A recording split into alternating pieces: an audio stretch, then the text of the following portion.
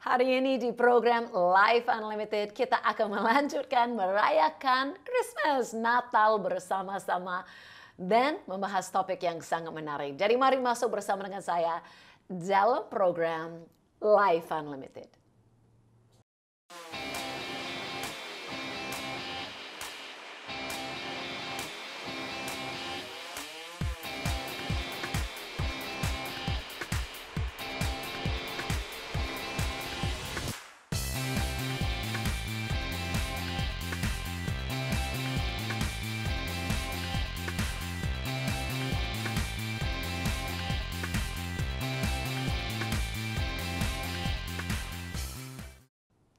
Ya, halo bagi semua pemirsa Life Unlimited dimanapun berada. Saya Susan Hoover, host on the program Life Unlimited, mau mengucapkan Selamat Natal bagi kita semua. Luar biasa sekali sukacita kita sudah masuk dalam bulan terakhir dalam tahun ini, di mana kita bisa rayakan bersama-sama kelahiran Yesus atau kedatangan Yesus ke dunia ini. Sesuatu yang begitu penuh sukacita dan luar biasa bagi kita semua. Sebelum kita masuk lebih lagi dalam topik dan tema untuk kita hari ini, sebelumnya saya mau mengingatkan kepada semua pemirsa Life Unlimited untuk jangan kita sampai-sampai di program ini saja. Ada banyak cara untuk kita kerjasama, bertemanan, dan kami siap untuk melayani lebih dalam lagi. Bagaimana itu? Kalau sepanjang program ini akan ada nanti social media seperti Facebook, bisa ikut follow page, ada juga TikTok, bisa juga bergabung ikut, ada juga YouTube yang bisa subscribe dan dapat setiap minggu video yang terbaru yang kami keluarkan, atau yang lain-lain di mana kita selalu bisa komunikasi ikut satu dengan yang lain. Dan jangan lupa juga bahwa sepanjang program ini ada nomor WhatsApp atau nomor telepon di mana kami tim daripada Life Unlimited bisa dihubungi. Kami terima permintaan doa atau pertanyaan, atau mungkin ada yang mau percaya kepada Yesus dan yang lain-lainnya. Setiap bulan saya sangat bersukacita sekali untuk selalu mendapatkan laporan-laporan orang yang minta doa dan melihat mukjizat terjadi. Hari ini saya pun terima berapa kesaksian. Maka saya bisa baca salah satunya ya. Ini adalah dari seseorang bapak di Kalimantan kemarin minta doa untuk istrinya yang sudah sakit 2 bulan dan tidak bisa berjalan. Ini dia minta doa. Ini 2 hari setelah minta doa, kabarin lagi bahwa istrinya sudah sembuh. Wow, puji Tuhan, itu sangat luar biasa.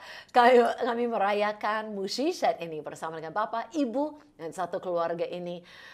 Memang Yesus luar biasa sekali. Amin. Nah, hari ini kalau kita lanjut merayakan Natal bersama-sama, kita masuk dalam satu series.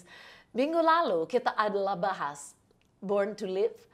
Itu Yesus lahir untuk hidup, untuk beri teladan kepada kita, melayani kita, buat kita melihat Tuhan itu dinyatakan di bumi ini. Hari ini kita akan membahas Born to Die. Bagaimana Yesus itu lahir untuk akhirnya akan mati, itu tujuannya. Dan minggu depan kita akan membahas lagi kenapa Yesus lahir di dunia ini. Untuk hari ini kita sekarang masuk dalam topik Born to Die. Yesus itu lahir untuk mati. Nah, memang kita semua tahu kalau kita lahir di bumi ini akan satu hari nanti mati. Iya, kita semua tahu, tapi itu biasanya kita memikir itu pada usia sudah tua.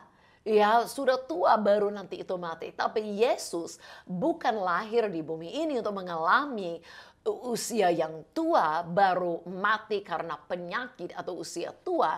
Tapi Yesus tahu dia akan mati di usia muda bukan karena penyakit. Tapi karena dia akan menjadi pengganti bagi kita semua.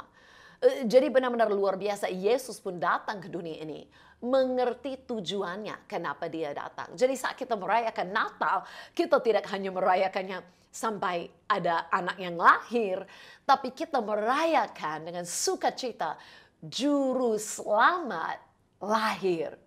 Mungkin kita bisa ingat, itu pun yang dikatakan kepada gembala-gembala yang membawa sukacita besar kepada mereka. Saat malaikat sampaikan bahwa juru selamat Tuhan sudah lahir, sudah datang ke dunia. Mungkin untuk kita ingat kembali, kita boleh lihat video klip yang singkat ini.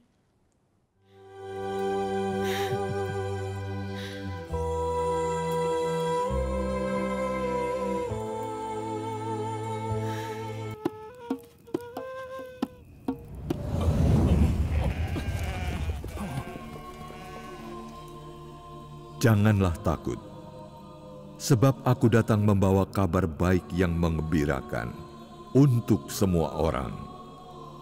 Hari ini telah lahir bagimu di kota Daud, Raja penyelamatmu yaitu Kristus Tuhan. Inilah tanda-tandanya. Kalian akan menjumpai seorang bayi dibungkus kain lampin dan berbaring di palungan.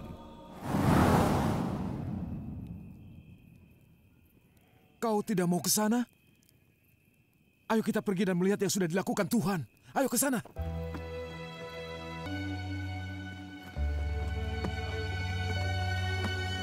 Engkau yang terberkati, bolehkah kami masuk?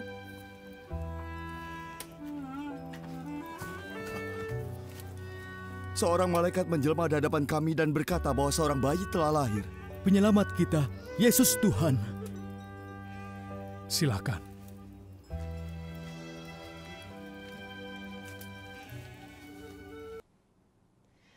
Iya, jadi kita ingat kembali, bukan saja kabarnya adalah anak biasa lahir, ya ada anak lahir di Bethlehem itu biasa, tapi pada saat Yesus lahir, sudah ada kabar bahwa juru selamat Tuhan lahir. Nah, kenapa Yesus bisa dipanggil juru selamat langsung dari awal? Karena memang dia lahir untuk mati. Karena dia lahir untuk menjadi pengganti bagi kita. Ini bukan saja dari kita tahu dari orang lain. Tapi mari kita buka hari ini firman Tuhan dan melihat dari perkataan Yesus sendiri. Nah, banyak orang kadang-kadang pikir, bagaimana? Apakah Yesus datang ke dunia ini? Nggak tahu. Tiba-tiba Bapa minta dia mati? Nggak adil bagi Yesus. No, Yesus sudah tahu sebelumnya. Dia pun tahu dia datang untuk tujuan seperti itu. Dia rela datang untuk tujuan ambil hukuman mati bagi kita. Kalau ingat, pemirsa yang setia, minggu lalu kita ada bahas bahwa Yesus itu lahir untuk hidup, untuk menunjukkan kepada kita hati Bapa, kehendak Bapa, untuk menjadi teladan bagi kita. Nah, saat kita bicarakan itu ada satu ayat yang kita baca sama-sama ini, Markus 10. Hari ini kita akan baca ulang dan melihat apa lagi yang kita temukan di dalam kebenaran firman Tuhan ini. Dalam Markus 10 ayat 45 berkata, karena anak manusia juga datang bukan untuk dilayani, melainkan untuk melayani dan untuk memberikan nyawanya menjadi tebusan bagi banyak orang. Nah, kita bahas ayat ini minggu lalu dan kita katakan bahwa Yesus datang bukan untuk dilayani, untuk melayani. Nah, itu sudah minggu lalu bahas. Tapi lihat bagian akhir dalam ayat ini berkata apa? Dan untuk memberikan nyawanya menjadi tebusan bagi banyak orang. Jadi alasan kenapa kita bisa katakan bahwa Yesus itu lahir untuk mati. Karena Yesus sendiri katakan, dia menjadi tebusan bagi banyak orang. Siapapun yang percaya kepada Yesus, seperti pemirsa yang percaya kepada Yesus dan saya adalah orang yang sudah ditebus. Sudah ditebus oleh Yesus. Nah, apa arti itu sudah ditebus? Kadang-kadang kita merasa bahwa hidupku kita mungkin baik-baik. Biasa saja kalau tidak ada Yesus. Kita tidak paham, kita tidak mengerti. Bahwa sejak dari Adam dan Hawa, manusia semua jatuh dalam dosa. Jatuh dalam dosa, terpisah dengan Tuhan. Dan hidup dalam dosa bukan saja menderita di dunia ini. Dengan dosa terpisah dari Tuhan, tidak layak terima pertolongan, bergumul dengan penyakit, kutuk, kejahatan, tetapi juga masuk ke kegagalan. Seperti itu, tidak ada keselamatan di dunia ini, tidak ada keselamatan untuk dunia yang akan datang.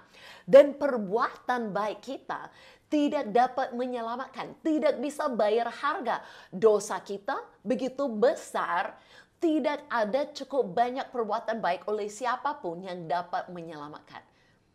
Seperti ini, tebusan. Saya baru dengar kemarin ada kabar orang diculik. Ada orang keluarga dari orang yang terkenal, mereka masih hidup di bangsa yang masih miskin. Dan saudaranya sudah jadi terkenal. Jadi itu buat banyak orang merasa dan pikir, kalau menculik orang tuanya, keluarga yang masih ada di kampung ini, mereka bisa minta uang tebusan tinggi-tinggi. Ini kesempatan. Nah, bayangkan kalau orang diculik. Dan mereka merasa tidak dapat menolong dirinya sendiri. Tidak dapat melakukan apa-apa.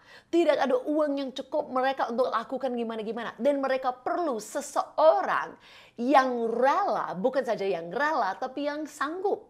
Perlu orang yang rela membayar begitu tinggi. Rela kehabisan segala sesuatu untuk beli mereka kembali. Dan harus sanggup memang memiliki uang sejumlah itu. Miliki harga sejumlah itu untuk menebus mereka.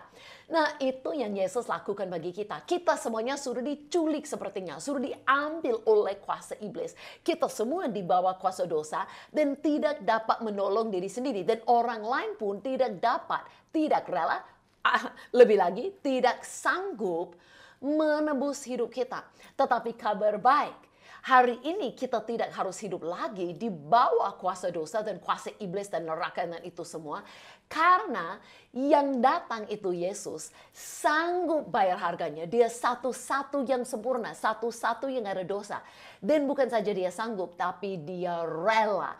Dan dia tidak bayar uang tebusan itu. Dia tidak bayar beli kita itu dengan uang berapa rupiah, atau berapa dolar Amerika, atau berapa emas dan perak. Berkata bahwa dia membeli kita dengan yang tidak dapat ternilai, yang tidak dapat dihitung.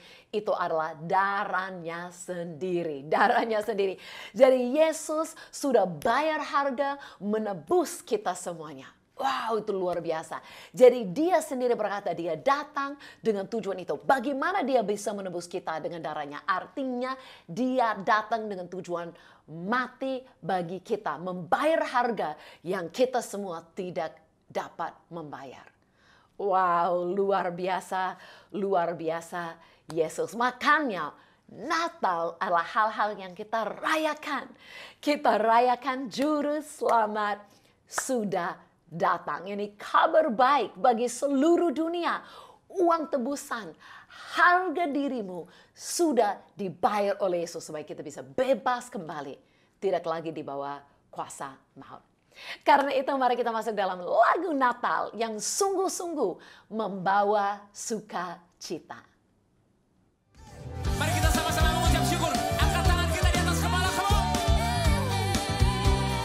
Kalau surganya bisa bersukacita karena kelahiran Yesus, apalagi kita di tempat ini, amin. Sorak-sorai bagi dia. Kita surga bergema, lahir Raja mulia, damai dan sejahtera turun dalam dunia. Bangsa-bangsa bangkitlah dan bersoraklah serta permaklumkan kabar baik, lahir Kristus terang ajaib. Kita surga bergema,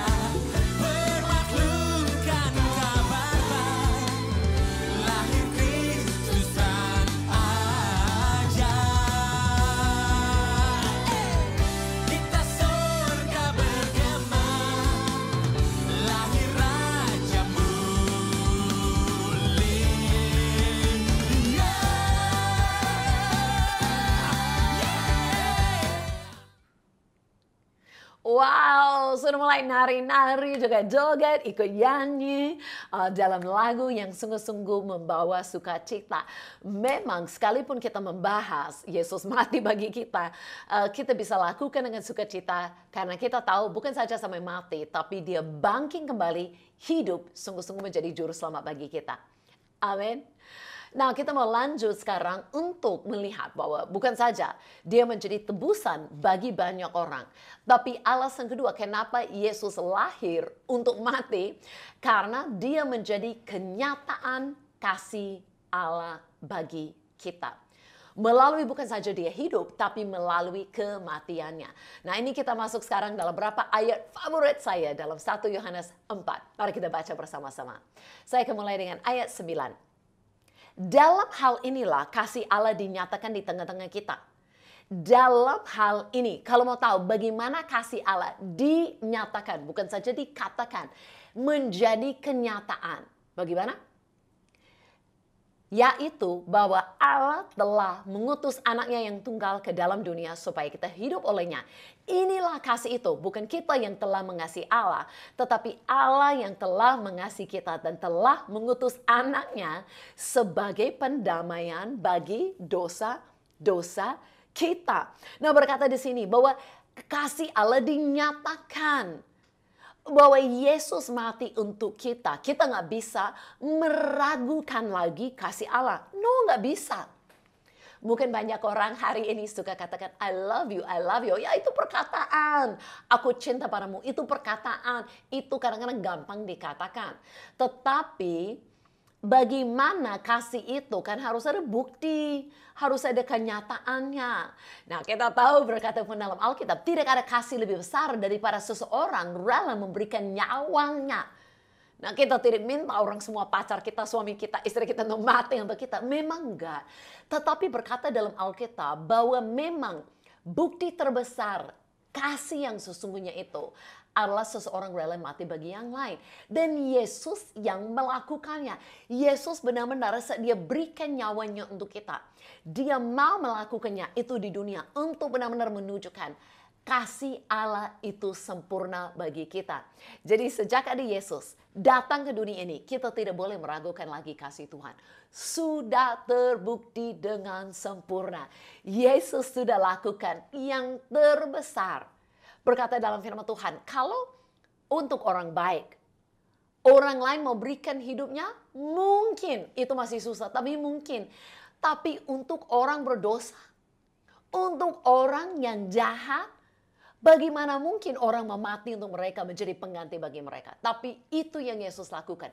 Saat kita masih orang berdosa, saat kita masih dalam kelemahan, masih sungguh-sungguh tidak dapat menolong diri, Yesus mati untuk kita. Wow, inilah Yesus sungguh luar biasa. Makanya kita merayakan Natal sesungguhnya dengan ingat-ingat akan Yesus dan apa yang dia lakukan bagi kita.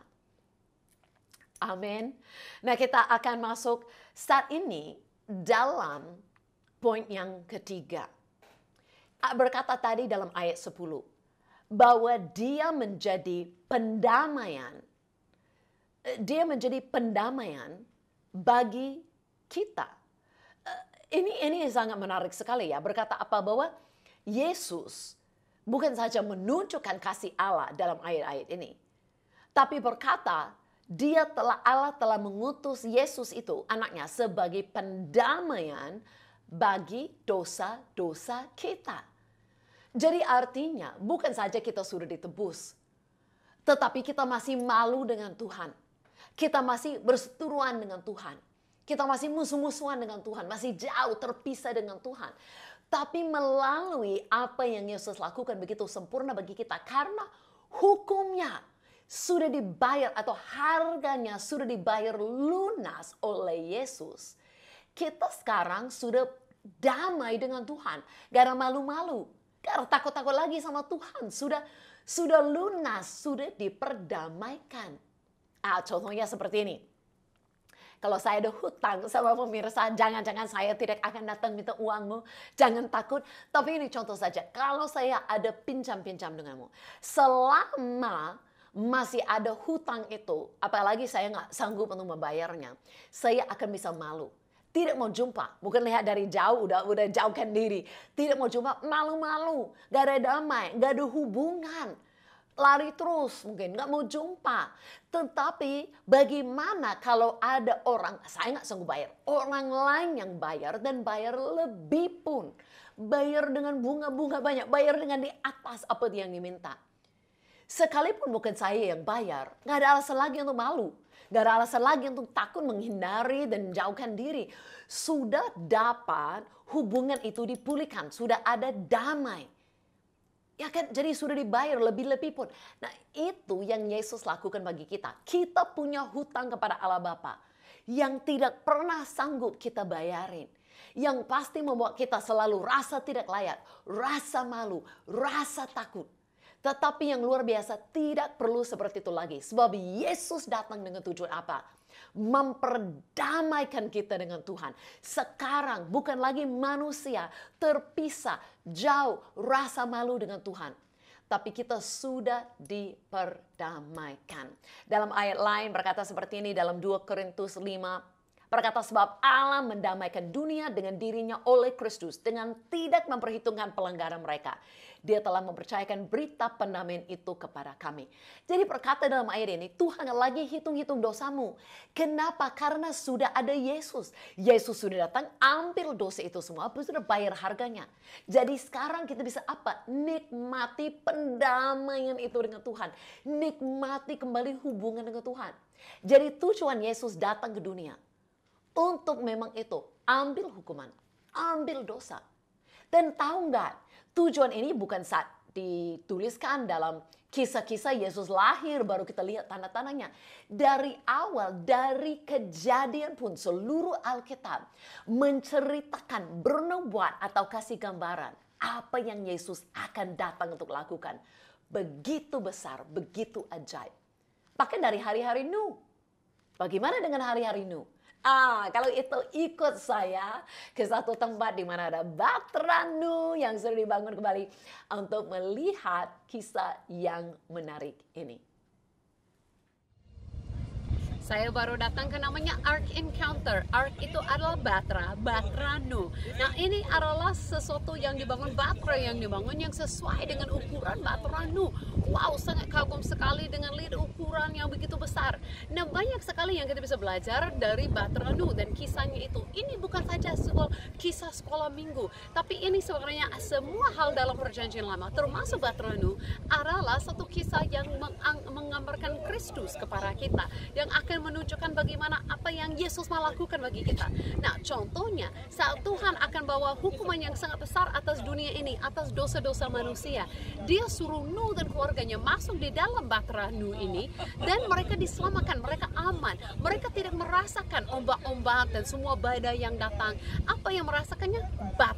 Bahtera ini yang kena semua ombak-ombaknya, hujan yang turun dengan sangat besar, dan mereka aman di dalam. Nah, ini menggambarkan apa yang Yesus lakukan untuk kita. Saat Yesus datang ke dunia, Dia yang ambil semua hukuman, Dia yang ambil dosa, Dia yang dipukulin, Dia yang ambil semuanya, dan kita di dalam Kristus aman-aman saja.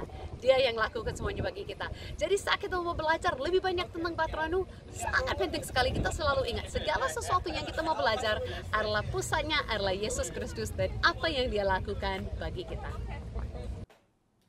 Oh, ternyata sekarang tahu, di perjanjian lama pun penuh dengan gambaran-gambaran apa yang Yesus akan datang untuk melakukan bagi kita. Jadi mereka di Bahtera itu nggak harus dikena-kena badai, mereka aman-aman di dalam. Sama seperti kita hari ini. Yang ambil hukuman, yang ambil semua yang buruk, yang alami penderitaan itu, Yesus, bukan kita. Dan kita di dalam Yesus ditebus. Terima pendamaian. Kita di dalam Yesus alami kasih Allah yang sempurna bagi kita. Itu yang kita pelajari hari ini. Yesus datang, tujuan Yesus datang ke dunia ini menjadi tebusan bagi banyak orang. Menyatakan kasih Allah yang sempurna bagi kita. Dan apa? Untuk menjadi pendamaian kepada Allah. Kita tidak terpisah lagi. Nah, kalau ada hari ini pemirsa yang belum pernah merasa damai dengan Tuhan, Ini Natal saatnya yang sempurna. Jangan menunggu lagi. Tidak usah merasa malu lagi dengan Tuhan. Tidak usah merasa lagi dosamu memisahmu dengan Tuhan. Kenapa? Karena Yesus datang 2000 tahun yang lalu untuk mengambil itu. Supaya setiap orang yang ada di bumi saat ini bisa mengerti. Uang tebusan itu, harga itu sudah dibayar. Pendamaian dengan Tuhan sudah dapat dialami oleh apa yang Yesus lakukan. Tinggal kita lakukan apa? Hanya percaya saja bahwa Yesus mati dan bangkit. Dia hidup hari ini. Dan saat kita percaya kepadanya, dia berikan pendamaian itu kepada kita. Dia memberikan kita memiliki hubungan dengan Allah tidak terpisah lagi. Kalau ada pemirsa yang mau hari ini menerima, mari saat ini juga berdoa dengan saya menerima hadiah yang indah ini. Katakan, Yesus, terima kasih. Engkau datang ke dunia ini dengan tujuan menjadi penggantiku. Ambil dosa-dosaku. Bayar dengan harga nyawa dan darahmu sendiri. Terima kasih Yesus. Engkau bangkit kembali. Hidup hari ini. Dan saat ini aku percaya kepadamu. Aku terima pendamaianmu. Kebenaranmu. Hadiratmu. Aku percaya. Engkau adalah Tuhan dan Juru Selamatku. Amin. Amin. Kalau ada pemirsa yang baru doakan pertama kali ikut saya berdoa seperti itu, percaya kepada Yesus, segera hubungi saya, ceritakan kepada tim bahwa hari ini sudah buat keputusan mau percaya kepada Yesus. Terimalah saat ini pendamaian dengan Tuhan. Tidak terpisah, tidak malu-malu, tapi semuanya kenapa? Karena Yesus datang untuk tujuan itu, supaya kita dipersatukan kembali dengan Tuhan. Alasan untuk merayakan Natal dengan sukacita. Kita akan jumpa lagi melanjutkan series ini minggu depan. Sampai kita jumpa lagi, saya mau ucapkan thank you so much and Merry Christmas.